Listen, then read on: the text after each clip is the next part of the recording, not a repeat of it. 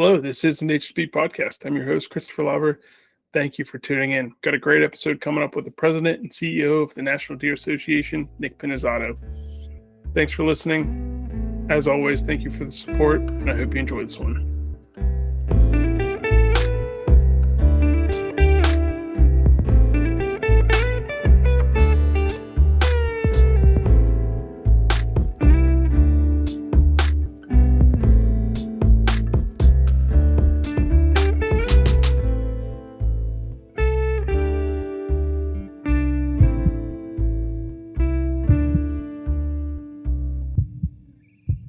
Let's get started. All right, Nick Pinizzotto, you are the president and CEO of the National Deer Association, and Kevin and I are extremely, again, thankful and happy for you to be joining this evening. Nah, the pleasure's all mine. I like to do these shows when I can do them, and I like all the different shows seem to have their own audiences, and so it's just good to reach out to as many people as possible, and I thank you guys for the opportunity. Yes. Yeah, we had our first encounter, I think, in a pretty interesting way. In the turkey woods there. Well, I guess we weren't technically in the woods, but Turkey Road. Yeah. Turkey Road. We came upon a fawn, and Kevin's like, "Oh, we stopped and pulled over, and after we got done, you were extremely you handled the situation so perfectly. You should have known something was up, but you got the fawn off the road a couple times, and we got back in the car, and Kevin goes, "I think that was Nick Pinizzotto." I was like, "Really?" Yeah, that was an interesting morning because those fawns were on the ground pretty early, and so it's funny though. I was leaving my land, which is in that area. I assume a lot of people listening to this are probably from Pennsylvania, so this is like the Rochester Mills, northern Indiana County area, and I'm coming up the road, and here I couldn't believe it. Like, there's this big doe and these two little fawns behind her. I mean, when I say little, they had to have been born like within 24 hours. I mean, they were very fresh. And that part of it was kind of shocking. And it's funny, as you naturally do these days, you whip your phone out. So I stopped. I didn't want to get out of my truck. I just stopped, and I thought they're going to cross, and I'm filming these things. And didn't those stinking fawns turn and come right for my truck? And so now I'm like, this is not what I want to deal with. And luckily, as you guys know, luckily it was kind of on a straight stretch, so I wasn't too worried about traffic. And so the one fawn followed the adult doe up into the woods, but this other one just wouldn't go. And so I don't remember at what point you guys rolled in, but I picked this thing up and carried it up into the woods, knowing that the mother wasn't far off and that she would find it. But then as I'm coming back down, it followed me out. At this age, it didn't know who its mother was, right? I mean, this thing was in the womb 24 hours before this.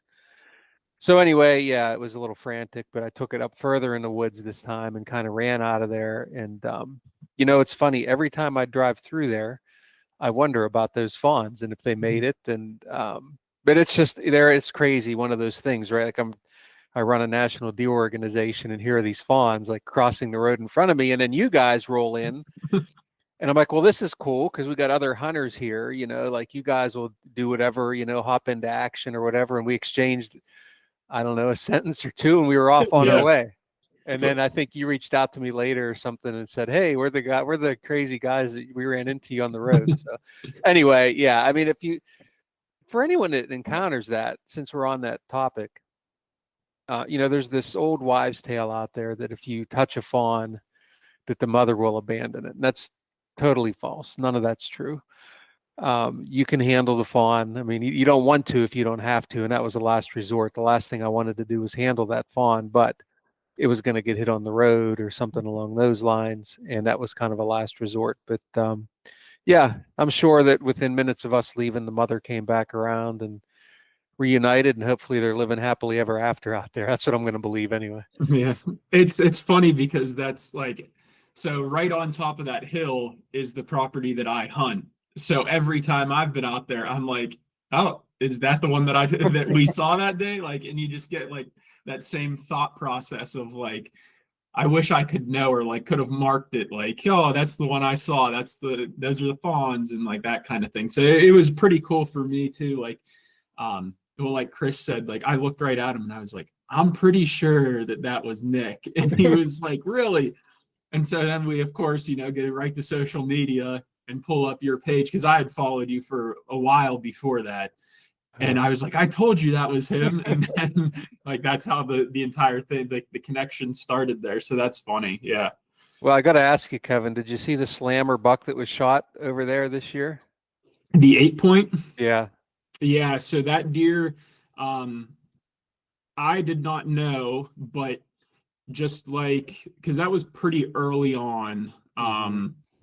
That deer was on the hoof on the farm that I hunt, and I did not know that. He was seen 2 times on the hoof. Wasn't on any cameras or anything, but we had known about him right probably 2 weeks before, I would say, season started. 2 or 3 weeks before then, word had started to travel, and then the guy, actually, the farmer that was picking the beans, it was like a Tuesday or night or Wednesday night. He said, oh, I saw that deer. He was right down here by this gas well. And then 2 days later, the guy across the street shot him. Yeah. That deer crossed the road right in front of me about a week before that.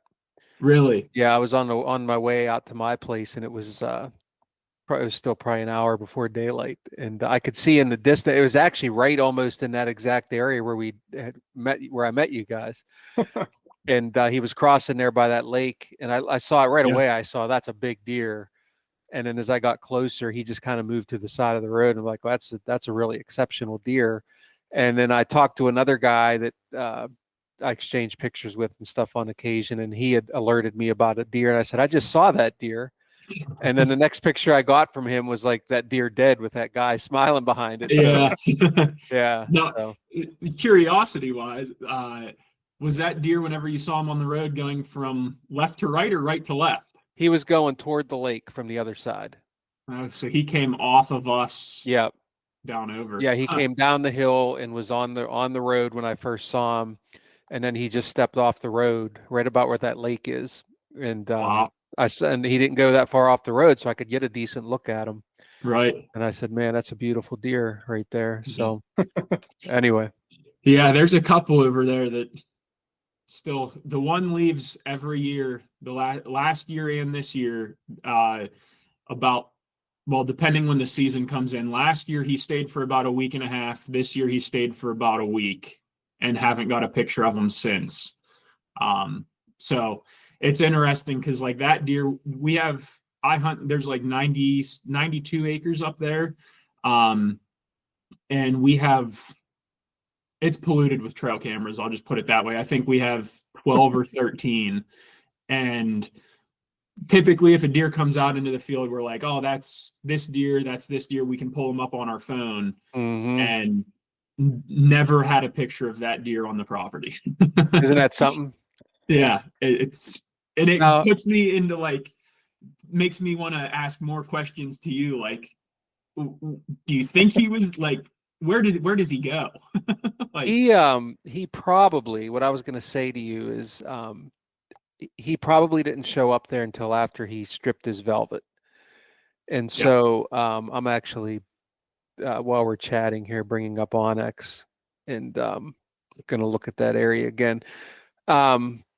Yeah, so that's probably what happened. Was he probably was summering somewhere else. And so you've got in that area, there's a fair amount of ag. And so I saw this a lot, especially when I was in Ohio, where you had a fair amount of ag in different places, and you would have these deer shifting very much once they stripped velvet. And so he probably was just summering somewhere else, wasn't showing up on your cameras, but someone a mile away might have had him on camera and wondered where he went. Yeah. And he probably spent most of his falls in that area where you guys hunt, and the property where he eventually got shot on. So yeah, just looking at that area. So it's kind of like a mini Ohio there. There's a lot of smaller wood lots and some fence rows and connecting corridors and stuff. he was moving more toward the bigger woods in that ridge over there once his velvet Yeah. came off. So yeah, I mean, it's not uncommon. I have deer flipping through trail cameras over at my place, flipping through photos the other day that I had in velvet that I was excited about, and then they were gone. And then I had other deer come in that I didn't know were there. So it happens. Yeah. And you were successful this year with a traditional bow, right? Yeah, a 1972 Bear Grizzly recurve. Yeah. And so, yeah, it was fun. I went, my intention this year was to hunt with I had a Hoyt Satori, which anyone listening, if they're in traditional archery, would know that that's what they call an ILF bow, International Limb Fit. So it was a ILF bow, a little more modern. A lot of compound shooters will go to that before they go over to an all wood bow. My intention fully was to go into the season and hunt with the Satori, but I went to the Eastern Traditional Archery Rendezvous, which is in north central Pennsylvania every year, and they have a swap meet where literally you get a couple hundred people with blankets and their old gear that they're trying to sell and trade, and it's a lot of fun. It's one of my favorite things at that event. And I was walking along and I saw this, beautiful Bear Grizzly bow sitting there. The guy wanted, I think he wanted like $175 for it, and it looked like it had barely been shot. And so I ended up getting this thing from him for like $150. He said his wife told him he needed to downsize, and so he's about 80 years old. I'm hoping I see him next year. And I just started shooting it, and I fell in love with how it felt. The bow's older than I am, and I got a new string for it. And I said, you know what? I'm going to go out and hunt with this year. So I just made a switch that late in the year. The archery rendezvous is in September. I think it's in end of August or September, and I switched over to that bow, and killed a nice 10-point with it November 2nd. Yeah, it was pretty cool. Nice. That's awesome. That's a route that rabbit hole that I've never gone down yet, but I know the further I keep getting into all of this stuff, I think that would be a really cool challenge and something to do. It is. It's just the beauty of it, to be able to actually, you release that arrow and you can follow it the whole way. There's just something beautiful about that. And just fletching arrows. I was just building a set of arrows the other night, and I love that part of the process, and tuning them and getting them to, tweak them here and there to get them to fly just the way you need them to fly, figuring out your weights, and then just getting out and flinging arrows. The one thing I'll say, when you have trad bows, you want to shoot every day because it is just so much fun.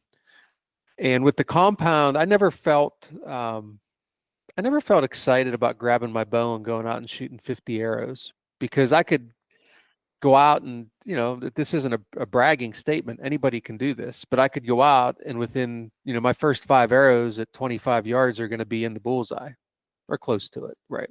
Yep. And that's not true with the traditional stuff. And so it's just really fun. It's challenging. When you get a little bit older, like I am, I think it becomes a lot more about the overall experience. I've got plenty of deer, too many deer on the wall and all of that thing, which you start thinking about, what am I going to actually do with all these things? And I'm kind of, don't get me wrong. I still love pursuing big older deer, 100%. But it's just, I don't care if I get one as much as I used to care. So it's a ton of fun. I would encourage you guys, if it's something you ever want to try, get into it. You'll find the community, the trad community, is ready to help you. I'll give you as many shortcuts as you want and give you as much advice as you want, good or bad. And incidentally, I was just thinking about this. That Satori I sold it on eBay, and I ended up selling it to a Major League Baseball player. Oh, wow. I recognized his name, and I reached out. I said, "Hey, like, you used to play for the Indians?" He's like, "Oh yeah, that's me." And so anyway, what are the odds that dude's on eBay and he bought my old Satori? So I got to follow up with him and see if he killed anything with it. But anyway, long story. I love traditional archery, and I encourage people to give it a try. It's so much fun. I have my wife's uncle. he shoots a longbow, and he's been shooting a longbow his whole life. And he builds his own arrows, does fletchings, all that stuff, and he's been trying to get me to make the move pretty heavily, and I just haven't committed to it yet. But I think he said just get into it, start shooting. He said you'll fall in love with it, and because he knows I still like chasing older, big old mature deer, and I like to have a little bit better odds on my favor. I'm still not good enough to where I can say I feel comfortable getting him within 10 yards, but yeah, he goes out and he's killing like very mature deer, and he's doing he's a fantastic hunter. He's a great woodsman.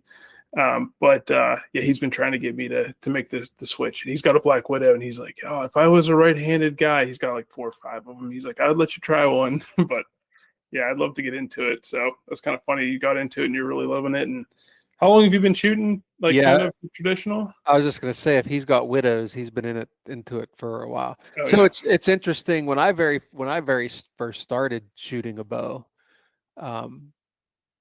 that's what I had as a kid, was like just a recurve. And then when I did finally get a first compound, I shot my compound with no sights. Okay. And so that was at a time where compounds, I mean, I'm not that old, but I'm old enough to say that it still wasn't like you could go to a store and see 15 Hoyts or Matthews there that you could try. It was still not easy to find one, and sights and accessories too was just not like it is now.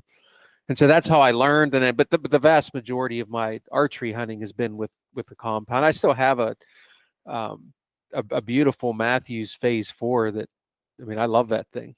I mean, it's almost as quiet as the recurves in the traditional bows, but no, I mean, to be honest with you, I only really seriously got dedicated to it just over the last year. Okay. And it's taken me the whole year to get to the point where I'm comfortable hunting with it, and to go out and kill a decent buck like I did was pretty awesome. But yeah. But if you guys think about it, one of the things people say is, well, I don't want to, I want my odds to be just as good, to be better if I have a compound. That's true to an extent, but I would say, with 1 or 2 exceptions, every big deer I ever shot was within recurve range. I mean, the biggest buck I ever shot, just shy of 170, shot in Illinois, was 8 steps from my tree. So, I mean, it does. I don't really feel like it hinders you a whole lot.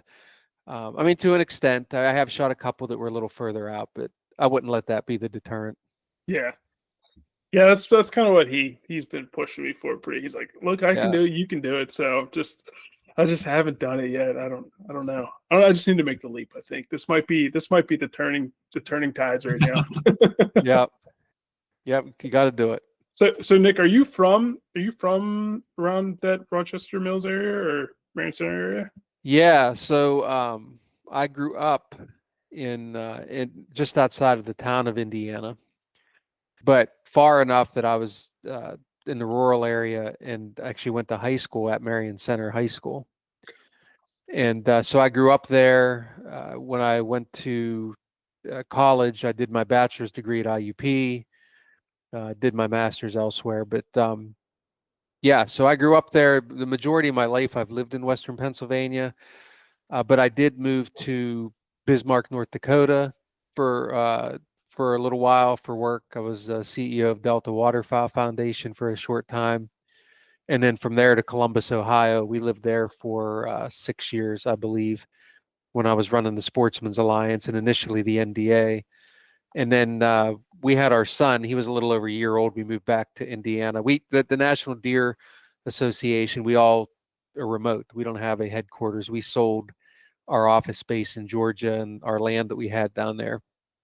So we're spread out all over the country. Very cool. Now, how did you get into the Delta Waterfowl Foundation? How was that? Like, did you have an interest in waterfowl? How did you kind of translate? Was it just what you had for background as far as what you went to school for? That's a really good question, Chris. So I was with an organization called the Western Pennsylvania Conservancy for 11 years.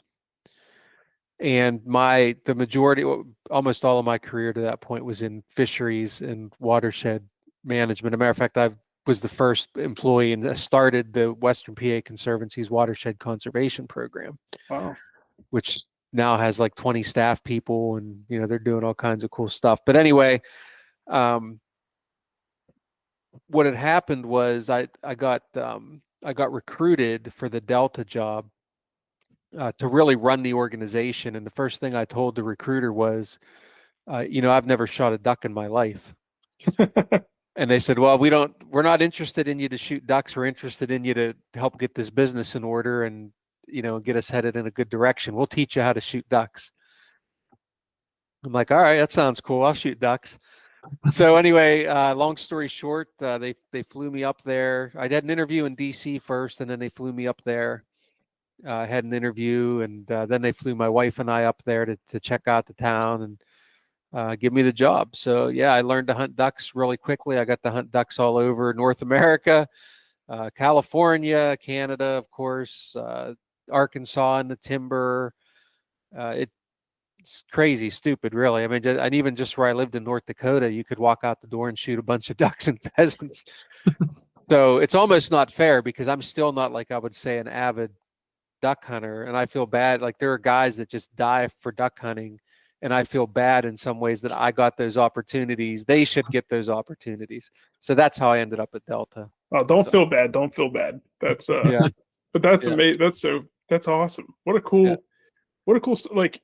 So when you got that job there and you kind of like, what was the mission? It was just to kind of turn it around. Was it kind of in a bad place, I assume, at the time? And Delta is and was, even at that time, a really cool organization.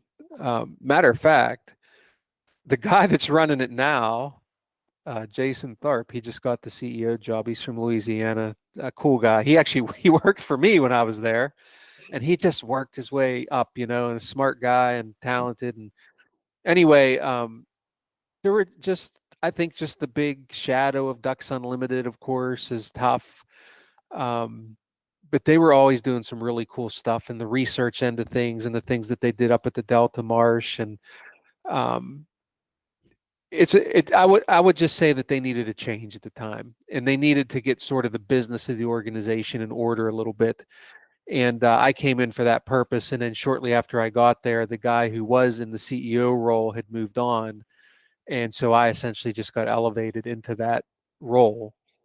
And and the biggest reason we didn't stay is that North Dakota just wasn't a great fit for, my wife and I. There's just not, Bismarck is the center of the state and it's the capital and all that, but there's just really not a lot. If you grew up on the East Coast like us, you're used to a certain pace about things and access to things, and that just wasn't really available there. The hunting and fishing was great, but anyway, it's a great organization. I'm glad they're doing well now, and I learned so much, and I'm just grateful for that opportunity. That's awesome. Do you duck hunt anymore at all? Do you get out do you still probably have a lot of connections? And yeah, I mean, it's there to do if I want to do it, but not really. I mean, I still have all my stuff, and I could go, out and find ducks, I think, pretty easily, but it's hard to go. It's like I'm big into fly fishing, right? And we're really lucky here in Pennsylvania because we have great water. But then I go out west sometimes fly fishing too, and I'm reminded about the water out there. But when I lived in Ohio, it was like I couldn't get excited because there just wasn't good water there. And it's the same thing with ducks. It's not that there aren't good ducks in the Atlantic flyway. It's just the culture is not the same. It's hard to find them. And so I don't love it like I did when I was in the Central Flyway and all that. So he got spoiled.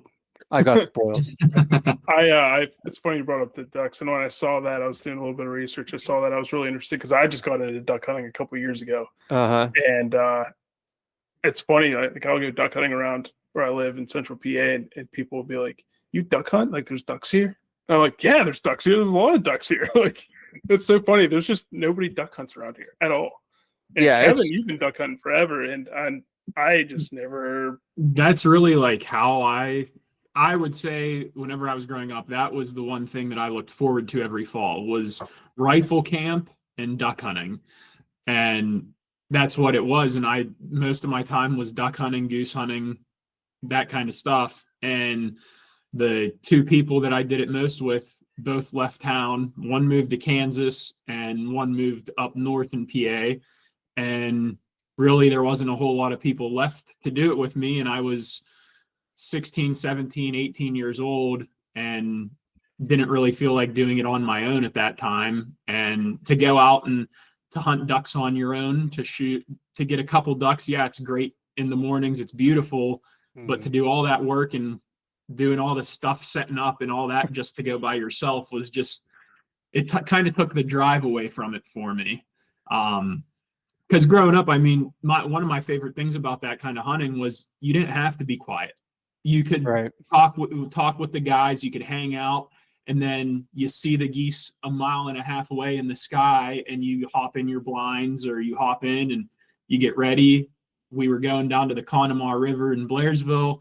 We were doing the 15-minute bike ride down the trail, hopping in, you know, all that kind of stuff. Yeah. And it just didn't have the same feeling doing it by yourself as with all the guys. So like, it was kind of like, So I kind of got out of it, and then Chris got into it, and now he's begging, like, you got to come up, you got to do this. And so we have that conversation about twice a week about when I'm driving to his house and when we're going duck hunting and all that. But that's fun. Yeah, that's going from the ducks to the deer is I really enjoy, I mean, all of it. But like I said, like growing up, it was about the camaraderie part for me that I really liked, the duck hunting and like the camp and stuff. And so that's, I give that a big amount of like why I got into hunting was because of the waterfowl, for sure. Yeah, I mean, it's a lot of fun. It's hard to do on your own, like you said. I mean, I could go out and throw my decoys out and shoot at some wood ducks and stuff on some spots I have, but it's not quite the same, like you said. Yeah. You know, the best thing about the duck hunting in the North Dakota trip for me had nothing to do with me, but it was my dog. So when I went up there, I had a red tick hound, and her name was Arrow. And so when I got there, everybody just assumed I would get a lab. And I said, I don't need a lab. I said, I'm going to train this dog to retrieve ducks. And they just thought I was nuts. And I was training Arrow to blood trail when I had raised red tick hounds as a kid, and we used to hunt raccoons and stuff. And so we got one, and she was primarily a pet, and I was training her to blood trail, and she was doing great. Then we moved to North Dakota, and she picked up on learning to retrieve ducks like in no time. And I got these great pictures of her, and there was an article written about her and learning how to retrieve ducks as a red tick hound. And I swear she could outswim any of those labs that those guys had out there. And I know it drove them crazy, but yeah, we lost Arrow, I think 3 or 4 years ago, but she was quite the dog. That was the best part of it, was having her retrieve ducks. Yeah. That's one of my favorite parts. The camaraderie. I go with my father-in-law, and he's got a Munster launder, and it's watching her work is like so fun. I love watching her work for grouse and pheasants, but like I just love watching her work for duck. I think it's so cool. It's just a whole other aspect of everything, and I really like duck hunting. It's pretty fun. So it's pretty cool. You got to go out there, and what was your favorite? If you don't mind me asking, what was your favorite place you duck hunted? Like, did you have a spot that you're like, man, I'd go back there in a heartbeat if I got the opportunity again? Boy, Arkansas in the timber for mallards was pretty cool because even I could hit them in there. Yeah, so I'm not the greatest wing shooter at all, but I could hit when they get in the timber, it's hard to get back out. So that was fun. In Mississippi, in the blinds, where you get in the blind and the first thing they're doing, they're not worried about ducks. They fire up the stove and they start cooking stuff that'll, if you eat too much of it, you might just die while you're there in the blind. Everything you see in the magazines is true. I mean, that was so cool going out in the flooded areas. California and the rice fields was pretty awesome. That was unique. I guess it's hard to pick one. I just kind of loved it all.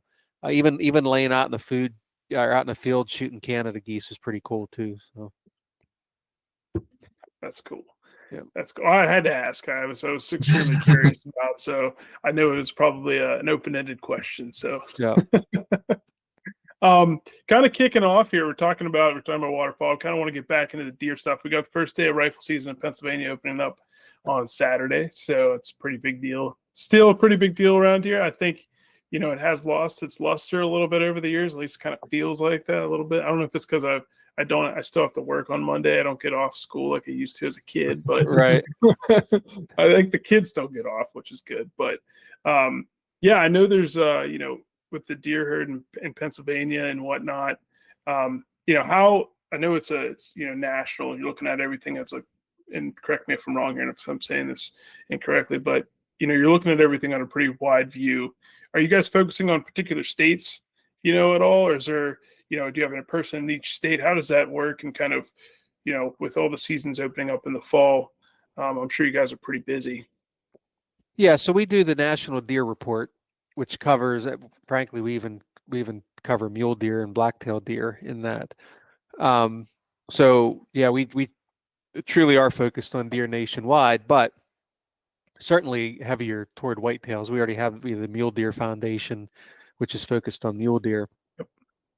Excuse me, but so we don't have somebody in every state, but we talk with people in basically every state to compile that deer report. And so it's very easy for us to see what states are doing a pretty good job of herd management, shooting enough does, which I would just say is an overarching theme. Most states have overabundant deer herds right now. Pennsylvania is certainly one of them. Now, I guarantee someone's listening to this and they're mad at me already because where they hunt, they're not seeing deer. And I get it, guys. Okay. But don't be mad at me. It's the reality. I mean, I can tell you, even on my land, the areas, where you're hunting there, Kevin, there's too many deer. And so that's bad for a lot of reasons. That's been our focus, to try to get people to shoot more deer, to donate more deer, get them into the food bank. So I would say, if you look at our deer report from this year, and anybody can find those, just go to deerassociation.com and in the search box, type in deer report. You can see all of our year's worth of deer reports there. They're online. They don't cost you anything but your email address. And look at that data. It's pretty interesting. Now, as far as, I guess, one of my questions was going to be kind of generating the revenue for the United States, as far as what the hunting industry does and deer hunting alone. I guess my question would be like, yeah, as we see these deer numbers kind of ramping up, are we seeing that the money that's being generated, are we seeing that dwindle with the deer populations going up, or is it kind of both going up as well? Are we still generating the same amount of money around it? Are we seeing those kind of increase with, like, I know, allowing more deer tags, particularly in Pennsylvania? I'm not sure about other states, but are we seeing those numbers kind of go up as far as revenue goes? So it's interesting. We've been sort of by percentage, we've been steadily losing deer hunters for the past couple decades. So that obviously has an impact on things like license sales in particular, which is one of the ways that state wildlife agencies get their funding. But that being said, deer hunters, out of all the hunters, are still spending an awful lot of money. And whether it be, so the federal excise tax on firearms and certain archery components, for example, a lot of people don't realize 11% of that the companies pay 11% tax back on all of those sales to support state wildlife agencies and conservation funding. And also, deer by far are king when it comes to generating that revenue. So 8 out of every 10 people that buy a hunting license are going to hunt deer. If you combine elk, turkeys, and other species, it still doesn't even come close to half of what deer hunting generates. So deer hunting's still king. Deer hunters generate a lot of money. They spend a lot of money. They do a lot of other things too, by doing habitat work on their own properties.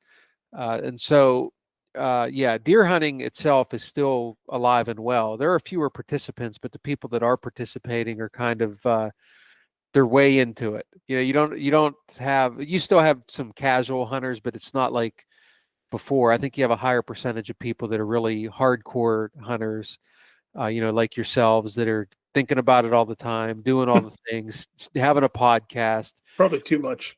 Yeah. So, deer hunting's still alive and well despite the challenges. We just need people to fill more tags and not, get past some of the reasons why they don't. Like, well, I didn't shoot a doe because I thought the buck I was after was coming, or I didn't have freezer space for it. Well, you can donate it, so we created the National Deer Processor Venison Processor Map, where you can see where the processors are, you can see which ones accept donations, so we do that. You can give it to a neighbor. So we try to help eliminate some of those reasons why people say they won't shoot more deer. Yeah, that's the more deer thing is pretty interesting, especially when you think about, there is definitely, as you mentioned, a downtick in the numbers of hunters. But I'm almost curious if that has a lot to do with like the amount of land that's leased now. And, I feel like that might have a play in it. Do you think, like, what are the factors you think on why we are kind of maybe having a less deer numbers, but more, like you were mentioning, more serious hunters? And by Yeah. serious, I mean, going after mature deer. I feel like that's definitely something that's become way more popular over the last 10 years even. Oh yeah. Yeah, for sure. I think our organization, back when we were called the Quality Deer Management Association, were a big part of that. Big part of why that's happened. So it's a lot of things. It's not any one thing in particular. Part of it is that our fathers and grandfathers didn't hand the sport down quite as much, or kids that kids younger than me, more your age or whatever. Fewer percentage of those people took on hunting like we did, like I did as a kid. They're also, part of that is because there's such a high percentage of split families too. Kids don't, it's not always the fathers, but a lot of times it's the father that teaches hunting and gets their children into hunting. So that's certainly changed a lot. There's also a lot more things to distract people than there were back in the day. So there's so many other things you can get involved with. I mean, back when I played like football and baseball, you went and you did it one season to the next, and now these sports are all year long, with practices and travel leagues, and so that's a big change. The demands on people's time is not the same as it once was. So I think there are a lot of factors. As to why not as many people are hunting, but I think those are just some of the big ones. I probably skipped. What was your main question? I might have skipped your question. No, my main question was just like, do you think that like kind of focusing on the mature deer and trying to focusing on like a mature deer herd has maybe impacted, and but usually mature deer herd, people are assuming just strictly bucks. And they think a mature deer herd, at least that I would assume, and I probably shouldn't assume that for everybody, but do you think that kind of focusing on that mature age class for bucks and I wouldn't even say the antler restrictions, do you think that has maybe impacted some of those high deer density numbers just because people are trying to go after what they believe is to be a mature deer? Oh, it definitely has. I mean, I talk to people just anecdotally, about their season. Oh, did you shoot any does yet? Well, I'm kind of waiting. Or if you wait, then it's too late. Right. Yeah. Like if you say, well, I'm gonna get after him in that winter season after Christmas. Well, then, by then we're all fat and happy and tired from the holidays and it's cold out and, we're not as driven, and you just don't do it. The other question you asked me was about access and whether I think leasing and that type of thing. That may be a reason for some, but here's the reality. Okay. My land abuts 5,000 plus acres of state game of this just one state game land, and within just a few miles of that area, there's I think I added up 14 to 18,000 acres of state game lands. I can tell you the one next to me, other than like opening weekend of gun season with the Amish out there, I could hunt just about anywhere I want on that state game lands. There's plenty of room. I put cameras out there and I get pictures of great deer. One of the best deer I had on camera last year was on the game lands, wasn't on my place. So, I mean, people say that, but I mean, in Pennsylvania especially, there's so much public land, and I know public land gets a bad rap, but there's some really good opportunities on public land. So it's just about the willingness, the want to go out, put the effort in, find the deer, and do what it takes to get close to them. Well, Chris, that would be the game lands where little camp is, where the camp I'm a member is. Okay, perfect. That would be on that side. And so I drove up to Rochester Mills this year, 5 or 6, because I moved down to Irwin now, so I'm a little bit Okay. further away. So I don't get up there as much this year as I would like, but and the little one, I mean, can't really got to do what you got to do. But I got up there probably 5 or 6 times during archery season this year, and just went and checked on camp, and then took a ride around the game lands. And those times I might have seen 2 trucks parked on the entire loop of the game lands, which if you take that entire loop around is how many miles? Yeah. And to see 2 trucks, it's like there's no pressure in there, and there's a million different parking spots, but no one touches it. Yeah, it's underutilized. I mean, I think part of it is access. I mean, there are some areas you can access pretty easily, but your club property there, I've walked around right in behind there on the game lands part of it many times, but I've accessed it clean from, the creek road there. I cross the stream and go up over the hill, and it takes effort to do that.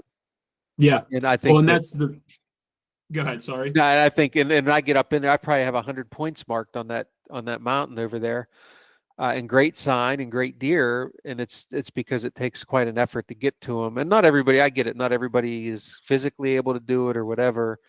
But the point is, there are opportunities there if you want to put in the effort. Yeah, and that's like talking to people that know that area and have been there and seen it. The number one thing I get every time is, "Are you going to come get that deer out of there for me?" And I'm like, I get it, but you can't complain whenever you buy a license and that's what it's there for, and then you're going to claim you have nowhere to go, but you're able-bodied enough. Is it just laziness, or is it? Yeah, I mean, it's. I hate to use the term. I mean, in some cases, it might just be laziness, but I think part of it just is, if you're not a really crazy avid deer hunter, then it is a heavy lift, right? If there's something that I kind of enjoy doing, but I could take it or leave it. Duck hunting is a prime example.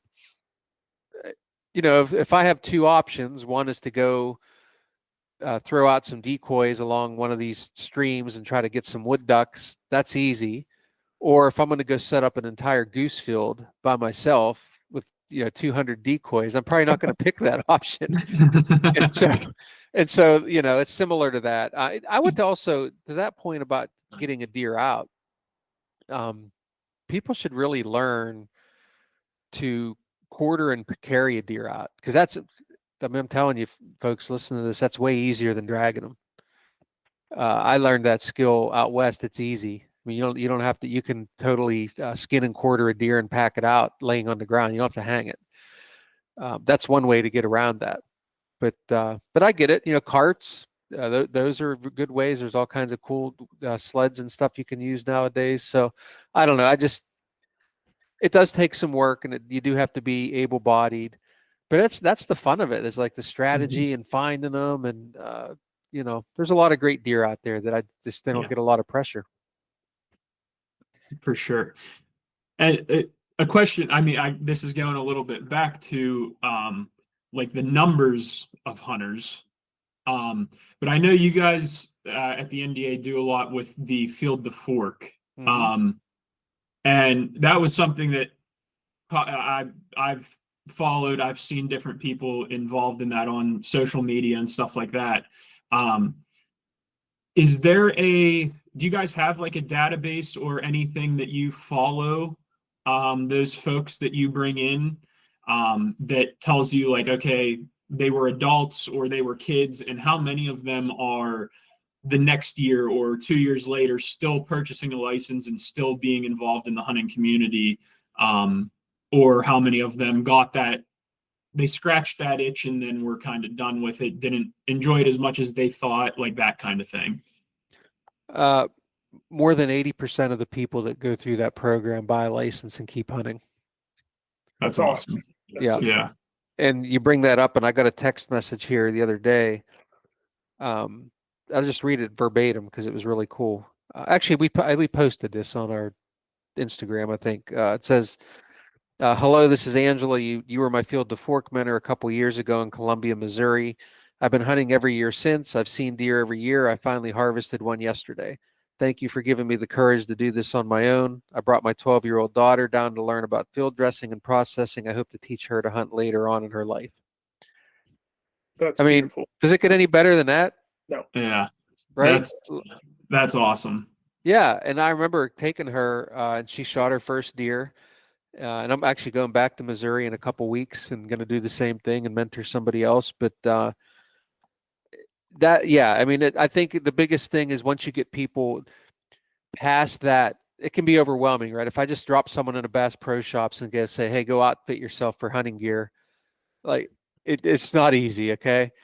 No. And so that Field to Fork program really helps break that barrier. And many of those people that come back and hunt also then come back and are mentors, which is really cool. Yeah, we have people, when I go do the big one we do in Missouri every year, we'll have at least 2 people that are going to mentor that were mentees in previous years. So that's pretty cool. Yeah. And so of those people that for their first time as the mentee, what percentage of them would be kid or youth and what percent would be adult? So we rarely take youth. Okay. Field to Fork is more of a adult program. People that have always been curious and wanted to try hunting, but just never had somebody to teach them or take them. And so there are just so many organizations that already do youth type programs. Now we've taken youth, and we've also had situations where a parent came and brought a child. In many cases, though, we have a parent that comes and learns and they take it back and teach their kids, just like the example I gave you. But we've also had people as old as 92 years old go deer hunting for the first time. Yeah. Is that cool or what? That is so cool. How long has that been going? How long has that Field to Fork program been going on? And kind of where did that start and who started that, if you don't mind me asking? We started it at the National Deer Association. So it's our program. Now others do similar things, and we encourage other organizations to use our model and do what we do. But it started at a farmer's market in Georgia. And so a former employee and a partner from someone from a partner organization went to the farmer's market and had some different various recipes of cooked venison there. And they just were offering it to people as they walked by, hey, would you like to try some venison? And, oh, sure, I'll try some. And they all, they love it, of course. And like, have you ever thought about hunting and getting your own venison? And so that's how it started. It literally started like that. And the percentage of people that said, it's something I've always kind of been interested in that, so then we started to get involved with some research and figuring out that percentage was pretty high. And is actually a lot of people have always wanted to try, but never did. And that, to make a much longer story shorter, that was really what spawned to the Field to Fork program. And now the person that runs it for us nationally is also based in Pennsylvania, Elizabeth Cligg. She's out in the Reading area, but she runs our national program, National Field to Fork program. And she was a adult onset hunter. She actually was a vegetarian. And then she, when she started eating meat, she actually would collect roadkill wild game. She says it was fresh, but I don't know if we believe her. And so then she got into hunting, and now she's a mentor, and she's written many articles for us that are just outstanding. They're some of our most read and followed articles that the NDA puts out, and she does a fantastic job at what she does. But so anyway, yeah, that's a program that we started, and we're very proud of it and excited about it. That's really cool. And I mean, just based off of what you said there, with it's more of an adult thing, I think getting traction in numbers and stuff, like then they're teaching their kids or their friends' kids and their friends rather than the youth. And then, okay, the youth might go out with you guys, but then their parents don't hunt or they don't have the access. And then it's a moot point almost at that point because they can't do it by themselves. Yep. So that's really cool. It's something we try to help with too, like you said, access and whatnot. We talk to them about how to approach people about getting opportunities. We help them find where public land is. And it's just amazing. Like they just sort of take off and do it. That text I read there is just one of many that we get throughout the year from graduates of the program, and it's pretty cool. It's rewarding.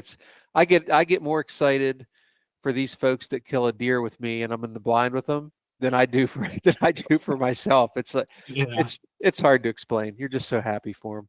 Yeah, for sure. No, I totally get that, and I've been really trying to get some of my friends who don't hunt and trying to really bridge that gap between the non-hunter and the hunter, kind of, because same guys are always asking me for jerky, don't hunt, and I'm like, come on, man, just try it out. And a friend of mine who lives down near Philly, is one of my cousin's friends, and he got into bow hunting.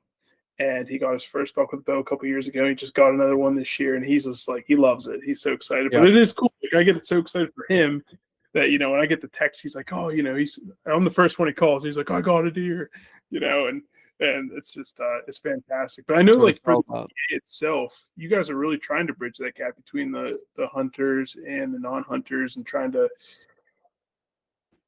I guess, what is the plan for that? I should ask that question, just because I know that it's something you guys are really focusing on too, from a administrative level, I guess. Yeah. So organizationally, we've certainly changed a bit. Besides just our name, we still very much, talk about and educate people on deer management, quality deer management, older age class bucks, how to manipulate your habitat, all of that. We still do that. But we have certainly broadened our conservation focus to the point of, back in the QDMA days, the focus was, whether it was intended or not, was really sort of animal heavy. So focused on the animal itself. We've kind of flipped that in a sense. We're focused on everything else or everything around that animal, with the idea that if everything around that animal is good, then a symptom of that is going to be good deer. So if we're doing good conservation work and we're doing good habitat work, that's going to translate into good deer. It's going to translate into good habitat for something even as crazy as like monarch butterflies, which are threatened now, right? So we have, I can't give it away completely, but we got some cool projects coming up in that regard. Understanding that habitat projects that we do for deer benefit a whole bunch of other species, and you can have predators and prey in balance in areas with good habitat. And what we also know is that broad conservation and wildlife conservation appeals to more people. And so the more people that we bring under our tent, understanding that deer are our keynote species, and deer have a profound impact on wildlife conservation, well, we're hooking them with the conservation hook, and they're learning and they're becoming hunters because they understand that that's a big part of it, and that deer are such a big part of it. And so I'm proud of where we've come in a short period of time in that regard. And we've been making some waves and gaining a lot of new members and supporters because of that broader focus. Now, talking on such a broad focus, are you guys going at it a little differently within each region, like the Northeast and the Midwest and the South? Are you guys attacking that or approaching that, I should say? And, as far as the policies go and kind of where you're focusing on habitat, are you guys doing that, on more of a region basis or more of just a national basis? Yeah, I mean, so it's more of a national basis. Habitat is important everywhere. I mean, that's key. And now habitats are certainly different in South Texas than they are in upstate New York, right? And so we have expertise in those regions and people that we work with to be able to talk the talk and walk the walk in those areas. So, for example, in Arkansas alone, we have 7 or 8, it might even be 8 now, deer management assistance program biologists, DMAT biologists in that state alone. And so we work directly with state wildlife agencies. Here it's the Pennsylvania Game Commission, but there it's Arkansas Game and Fish, and they wanted to put that level of commitment to it. So we have 8 employees in that state doing great deer work. We do that in other places as well, but Arkansas is just a great example. Missouri, where I'm going, we have, folks doing that. We have also our local branches and, people doing good work at the branch level all across the country. So our work is applicable nationwide, understanding that obviously within the different geographic regions, you're going to have, different kinds of opportunities and different kinds of influences, that type of thing. Is there any regions that you guys are maybe having less success than you'd like, or you were putting a focus on? I guess I would say we can always do more. And so there are some states, maybe in the, out in the, like the flyover states and so on, I'd like us to have a little more presence. But we're still getting good work accomplished there. And so I don't know. I mean, we always, more is always better in terms of people that believe in what you do and want to get behind it.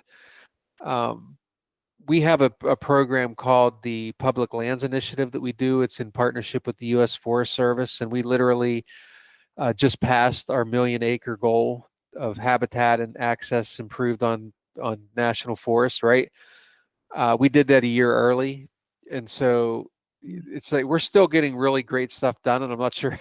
I mean, you can always do more, but I also kind of like that the NDA is not this gigantic organization that we can't keep track of. And so it's a double-edged sword, right? We can get gigantic and we can try to be all things to all people.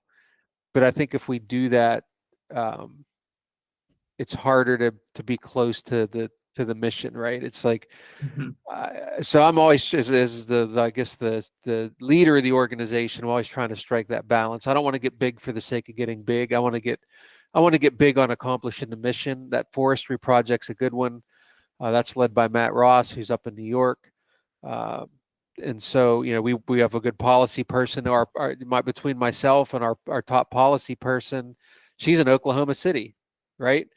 I'm here in Pennsylvania. Our federal guy is in Montana.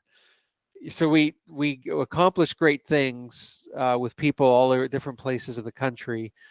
And it's just a cool model. And I think we're being effective. I don't mean to get long-winded in your answer, but I don't know. I kind of like being big on mission, but not big on infrastructure. Perfect. You weren't long-winded at all. That's what I was hoping for. I kind of wanted to get a little deep there. So thank you for that. And like you mentioned, sticking to the mission's the key focus there. So that's pretty cool. And I figured there'd be some, I wanted to know if like maybe culture or, just based on, like you mentioned, the flyover states and kind of wanting to do more there. Do you think that has to do with the culture around that area, or do you think it's just mainly just resources? We have not invested heavily in like trying to purposely put people on the ground in all these places, which is a little different than what, how some people operate. And so part of it just is we haven't had a huge presence. Now we're going to work to change that a little bit here in coming years, but and some of it too is just there just aren't as many people in some of these places too. Sure. And so, but we have momentum. We're doing some good things in Iowa right now, which is cool. We do some good stuff in Kansas, even though we don't have a huge presence in Kansas. I'd like to do more in places like Nebraska, of course. And so, but we've got great presence in Wisconsin and Michigan and Minnesota. So it's, like I said, it's a good story. There's always places we'd like to do more, but I think we're doing pretty well. Awesome. Love to hear that. A question I guess I would have to bring this more, I guess, centralized for us three here and then more for our listeners as well.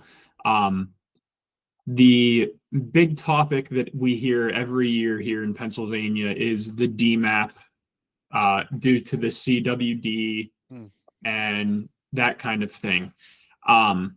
And everybody that's in the hunting community can walk down the street and talk to Joe Schmo about CWD and get his thoughts. And nobody that you talk to that thinks they know everything ends up not knowing anything and that kind of thing. So I've been looking forward to asking you this about the CWD stuff, because I know, and I actually just before we hopped on here, I watched the short video that you repost or put on your Instagram that was Kip Adams talking about a little bit of CWD.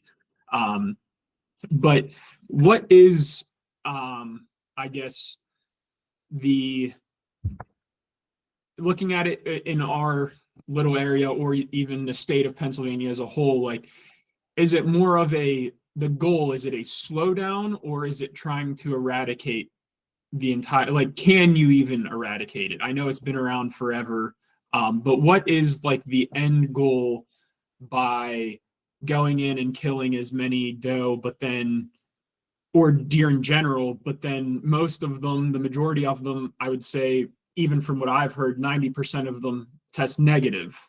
So then what is like the overall goal, I guess, as a whole, and then from the NDA prospect or perspective of what can we do to help that goal? Mm-hmm. There's a lot to unpack there. Yeah. I think I want to start by answering, you didn't really ask the question, but I want to address it. Just the amount of misinformation that's out there. Yeah. As human beings, we are naturally biased to want to believe the things that we want to hear. Okay. I'm a little bit unique in this world because my master's degree is actually psychology. So it's something I study. I've been part of some really cool research projects with Cornell and Michigan State and others on, how others perceive things like this. And so it's interesting. Other people have done some really cool research. And so therefore, when we do go talk to the guy down the street and, he says, oh, it's been here forever and it's, yada, yada, yada. You want to believe it. Heck, I want to believe it too. I mean, it's not good news. I get it. And so there's just a lot of bad information out there. There are some nationally recognized, or I hate the term hunting celebrity. I just don't think that should really exist. But people who are popular in the sport that are they just spew some really bad information, and it's unfortunate. There was even one going around the other day I saw on Facebook that someone had this long, I think it was the rack junkie guys, who I don't know, but it sounds really cool. I'm sure I probably love a lot of what they do, but this post was like full of all of this misinformation, and people were just reposting it because it's the kind. I was comparing, like, saying that EHD is worse than CWD and all this stuff. We don't have time to get into that. The point is, the National Deer Association, we are 100% guided by peer-reviewed science, like real science that is done by scientists, that is reviewed by their peers, which makes it publishable science. Okay. We don't stray from that ever. And so any positions or information that you see us coming out with comes from scientists, not the guy down the street, not from Rack Junkie or whoever. Okay. And so you brought up targeted removal. Targeted removal is very controversial, right? Because of what you said. It doesn't make any sense to somebody to say, well, man, you came and you shot all these deer and none of them are positive. What was the point? And that's a fair question. And so there's some research being done now to understand some of the effectiveness of these practices. But I think a lot of it comes from, there was success in particular in Illinois by doing targeted removals, primarily to thin herds where they really needed to be thinned, to try to limit deer to deer contact. Yes, deer, the people that say deer are licking each other and touching each other, there's absolutely. But you can do that in the rural area where I live, and there's a few people that you could do that with, or you can go into the city, right? And you can have people at every time you turn your head around, right?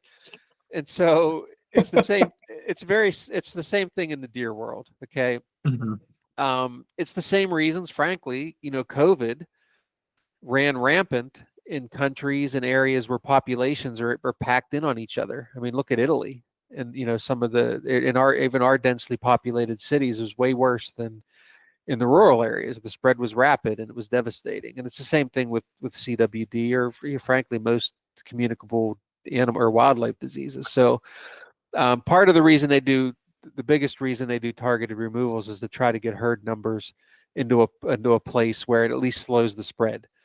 It does not eradicate it.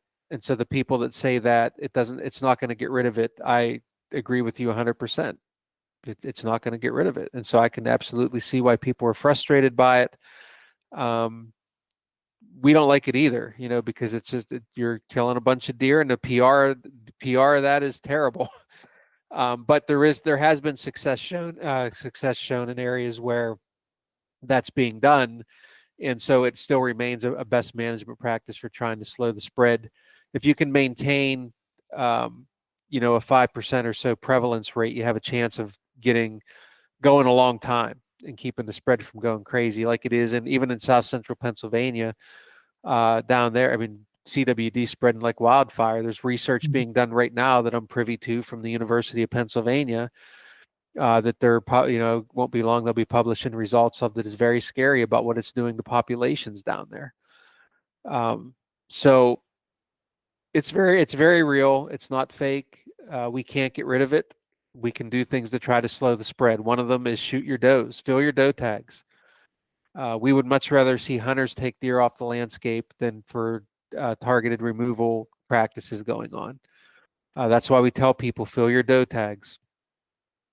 I'm in a disease management area. You obviously know that. You guys hunt there. I get every one of my deer tested. Never had a positive. I was worried about one this year that I shot. I shot a doe that had been skinny. I saw her in the summer, and I really wanted to get her out of there, and I was lucky enough to get a crack at her, and I did. But she came back CWD not detected, so she had some other issue. And so I try to fill as many doe tags as I can to do my part. Hunters can do that. Fill your tags, get your deer tested, and do your part. And I think the other thing is educate yourself. Be aware of the science. Be aware of the science. It's okay to ask questions. It's okay to be skeptical. But if you're just going to be the person that listens to just what you want to hear, then you're never going to learn, and that's any topic. And so that's what I would say. Be open-minded. I get it. You're mad about it. I'm mad about it. I don't want to talk about it either. It's exhausting, but nobody's making money on it. It's not a hoax. Right. Deer are dying. Populations in some areas where CWD has been around a while are declining. So it's very real. On the aspect of you getting them tested, is that you want to know, obviously, if it's in that area, if you shot one now, or is it more of you wouldn't consume that meat if it was positive? Because I've also had that conversation with a million people. I've been eating deer for 80 years and I've never this and that. But then I've also had it where guys, especially around PA, because it's kind of, I don't want to say new, but more people are starting to pay attention, are skeptical about eating venison, especially whenever it's not a hunter and you're providing it. And they're, oh, well, what about this CWD stuff? Is this tested? I don't know if I want to eat it if it's not tested, this and that. Yeah, so the Center for Disease Control, the guidance there is do not eat a deer that's CWD positive, and it's out of abundance of caution. There has still been no link that CWD is transmissible to humans. Some scientists would say it's like the old Dumb and Dumber movie where, so you're saying there's a chance, right? They'll point to things like mad cow disease, where that disease, which is also a prion disease, did jump the species barrier. But that's never happened with deer. It's not to say that it won't ever. But I think really it's personal choice. I don't think, for me personally, this might surprise some people. I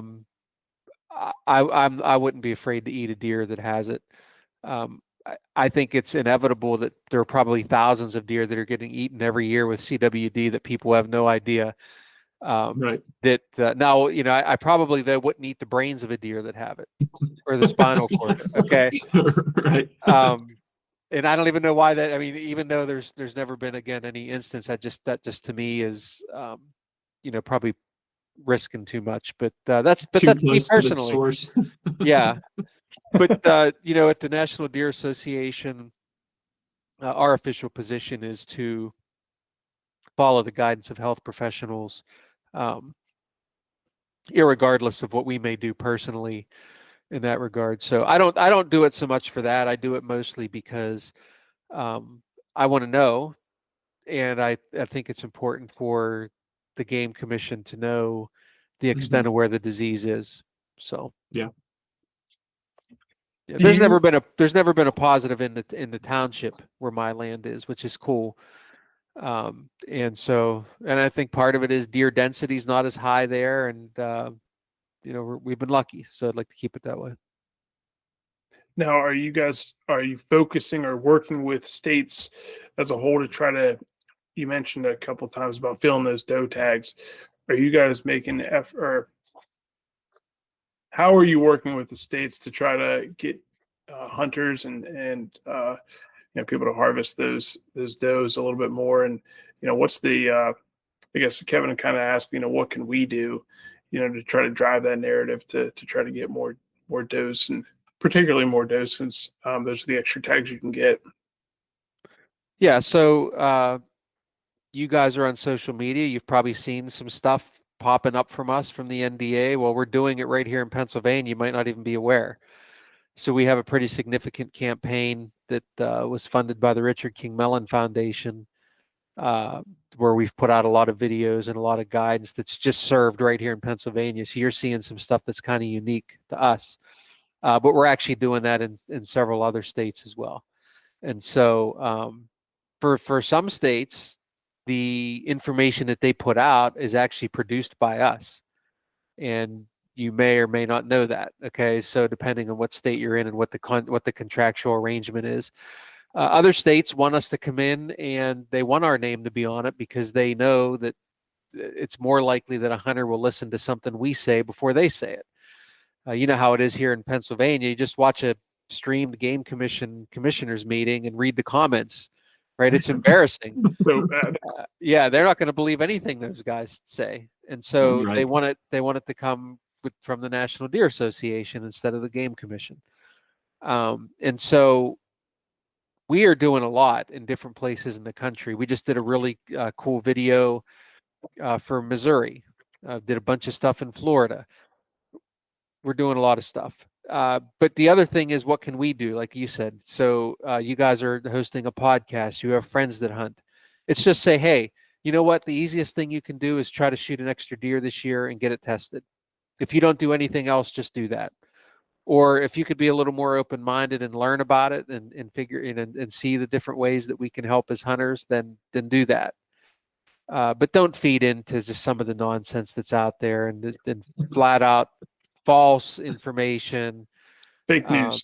Yeah, every one of those people has a personal agenda that if you look into it a little bit, you can find it. And I'll just leave it at that. I appreciate that. So all the listeners, as Nick just mentioned, go out there and shoot your does. All right, we're not going to say it again. No, fill those doe tags. I know I need to do a better job of it. Kevin and I talk every year, and I always wait till late season. I love hunting with my bow in late season. I know it's not everyone likes taking their muzzle loader out. I love sitting in the woods with my bow in late season. I got my heated vest. I'm usually pretty comfortable, but it's something I need to do a little bit earlier in the season so I can get it. So I'm not eating tags, and that does happen more often than not. Yeah, earlier is always better. But I don't. People ask me like, when do you shoot your does? Like anytime I get an opportunity. I don't.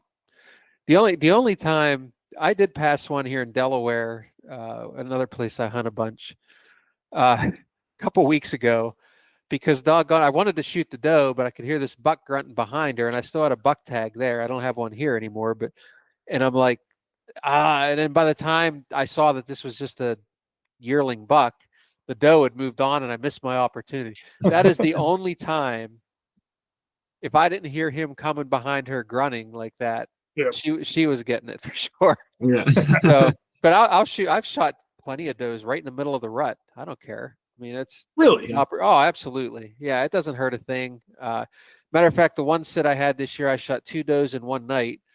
I shot the first doe early, and so I filled a tag out in my stand. I climbed down, and she fell in sight. So I drug her out of the way and hit her in the brush. And then this nice buck came out, and I didn't want to shoot him. There were several 3-year-olds this year that I just would really like to get through another year. So I didn't shoot. It was a nice 3-year-old. And then a little bit later, the next doe came out, and I shot her.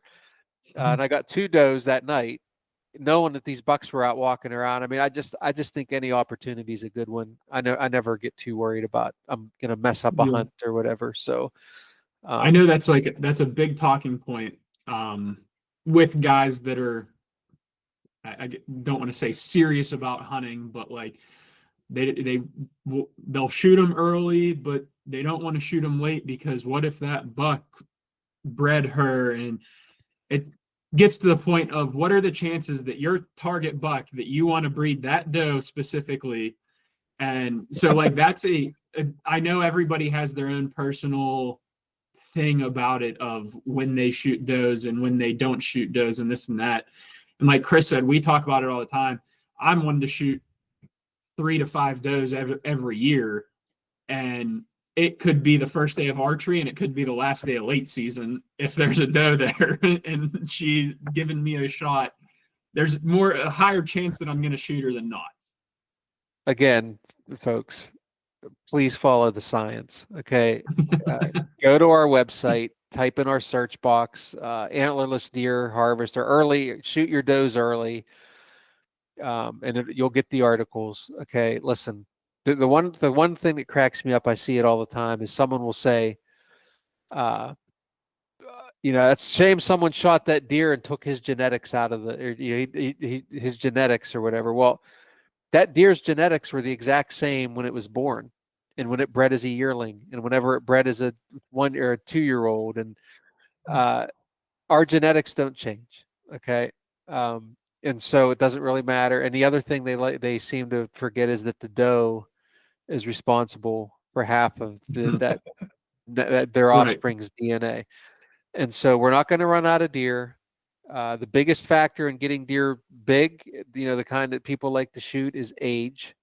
They obviously have to have a 4-year-old on my place isn't going to look like a 4-year-old in Iowa. It's just not. Okay. So there are geographical limitations, but age is a primary factor. These animals all have really pretty good genetics.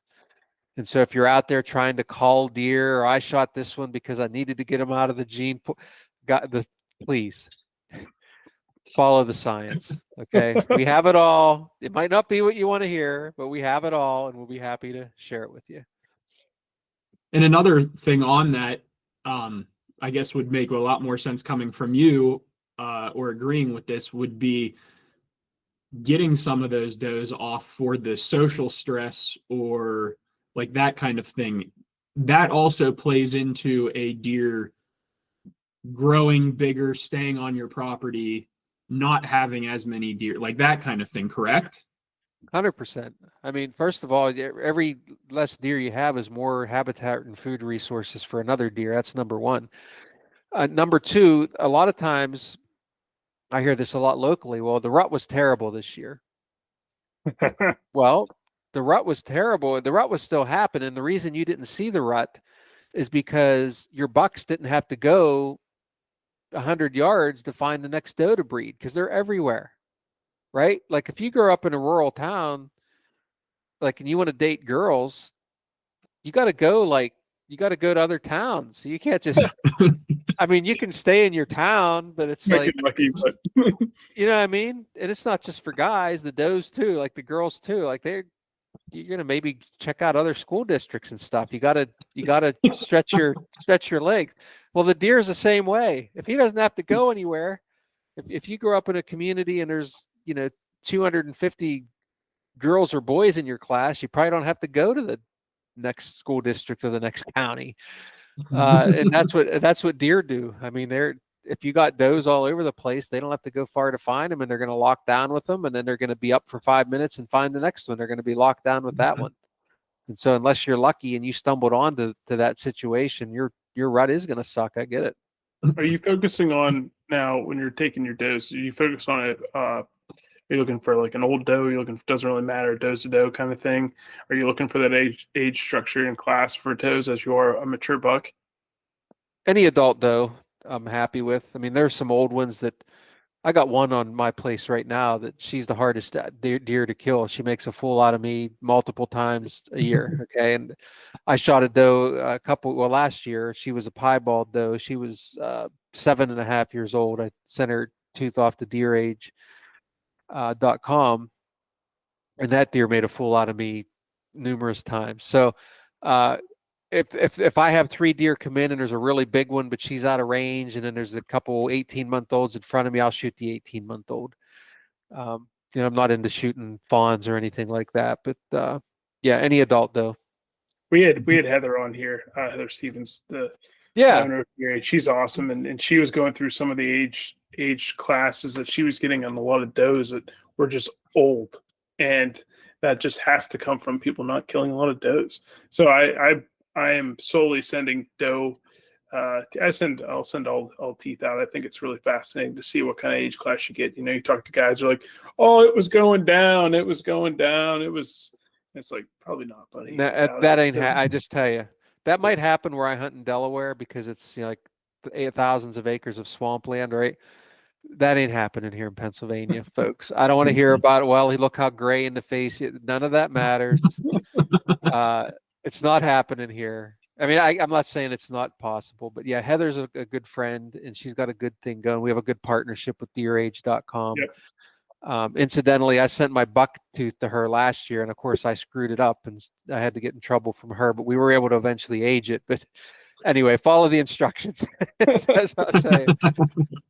But anyway, yeah, I don't care. If I see an 18-month-old doe, man, those things are really good to eat. Happy to shoot that. So any adult doe. Cool. I appreciate that. I have one question for you. Kind of maybe a 2-part question. Kind of looking at you guys' focus as a whole for NDA over the next 5 to 10 years. Is there anything like? Are there any big habitat restorations or any big plans that you can kind of maybe give us a sneak peek on, or anything you guys are working on? Like that'd be really interesting to share with everyone. Yeah. So definitely, we just did our new strategic plan. We'll have our board of directors meeting in December. We'll be asking our board members to approve it. So our new 3-year plan is sitting there in draft form, waiting for approval. Definitely more along the lines of on the ground habitat work through that public lands initiative that I talked about. Some more forestry work, timber stand improvement, access, that type of thing. I'll give you, this will be a very sneak peek, but we you can just whisper signed. if you need to. Yeah, don't tell anybody if you're listening to this. No, we just signed a major agreement with the U.S. Forest Service, and we're going to put out an announcement about that here soon.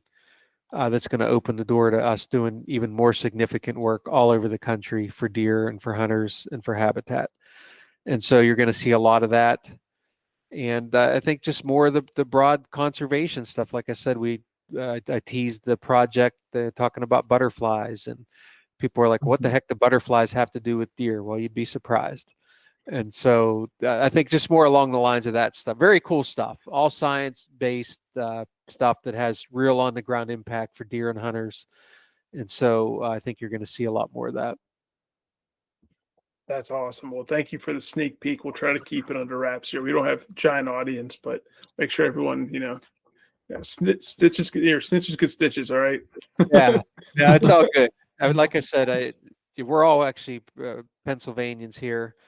And so because of that, like I said, I'm always, when it's a Pennsylvania thing or a person that reaches out, I always have to give them that extra bit of time. So if anybody hears this and you happen to have me on Instagram or whatever, anybody should feel free to send me a message if you have questions about anything you hear, or frankly, my email address is just nick@deerassociation.com. I return every single email. So Thank you. That's awesome. We appreciate easily that. accessible. Yep. We appreciate that immensely. Yeah, I don't have really too many other questions except just for the hunters that are going out, I'm going to try to get this out for public knowledge on Friday. We got big Saturday here in Pennsylvania, so obviously those listening, good luck, and I'm sure if you have any, while you're sitting there in the morning, you see some doe go by, don't be afraid to pull the trigger a little earlier than you thought. Don't wait too long. Yes, please shoot some does if you get an opportunity. Nothing like the opening day of firearm season. I won't be hunting myself. I'm not too avid of a gun hunter. I will, but I grew up doing that though, and appreciate the tradition. We got a little family tradition of going up to our cabin there and at least spending the night. So yeah, be safe, good luck, and have fun out there. Fill some tags. That's awesome. Are you going to be in the stream fishing? What are you going to be doing on the first day? Just hanging out, I'm going to be hanging out and probably reading a magazine article and eating junk food and splitting firewood. Making a fire. But I do love fishing. Yeah, I do. I was just at a TUME, our local branch. I'm involved with that, and I'm probably just as avid, or maybe even, arguably, maybe more so, fly fisherman. So get involved with that a lot. We'll have to get out on the stream sometime. That's something I've been doing my whole life. Hence the background here.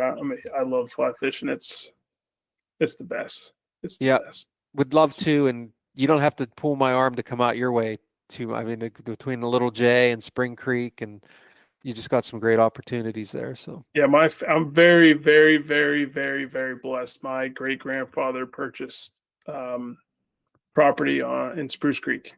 Oh. So if you're familiar. Oh, absolutely. Yeah. Yeah. So family owns decent stretch there, right in Spruce. We're in the last mile and a half stretch of stream there. So that's where this picture is. But if you ever want to go, feel free to let me know. I would love to. Love to have you down there. It's my little slice of heaven, I call it. I'm very spoiled. Someone's got to be spoiled. I'm glad it's me. But yeah, I have fished Spruce before, but it was on someone else's private water. Actually, the stretch where Jimmy Carter used to fish. And on Harpsters? Yeah. Yeah, on Harpsters. But anyway, beautiful piece of water. Yeah, so if you're familiar with the town, there's a bridge when you get into town there to go over to Home Waters. They have it's a club. You own that last pit that goes into Little J, and then the first bridge on your right hand side, we own to that bridge. So okay, it kind of tucks back in a little bit. It's Kevin's fish there, Don. He's caught some pretty big fish. We don't stock. It's we haven't stocked our stretch, and obviously we get stocked fish from other locations above us. But yeah, it's all naturally reproduced. Yeah, we get it's all naturally reproducing down near us, and we don't stock. We have catch everything from little tiny guys to we catch some big ones coming out of the Little J a lot. So yeah, we'll definitely have to get you up there. Yep, I'm all in. Absolutely. Awesome. Well, I don't have anything else, Kev. I don't know if you have anything. Nope. Nick, again, thank you so very much for coming on here. We had a blast. Enjoy camp. Enjoy making some coffee, splitting wood, eating junk food. And hopefully we see each other before next turkey season. Yeah, thank you so much. Yeah, the next time you guys are out that way, let me know. Meet up with you guys.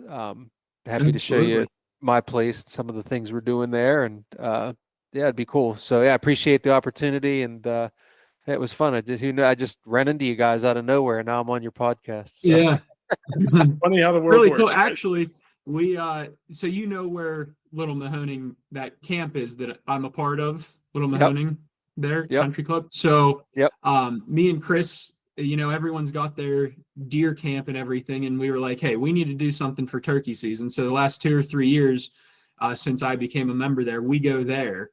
So we'll have to set something up maybe for next year, first day of turkey or something, that we hook up and do breakfast or do whatever. You can stop on over and we can chat it up in person. Absolutely, and yeah, I know where a lot of birds are on that land there. So Yeah. A lot of birds. on the game land side of it, anyway. But anyway, yeah, that'd be cool for sure.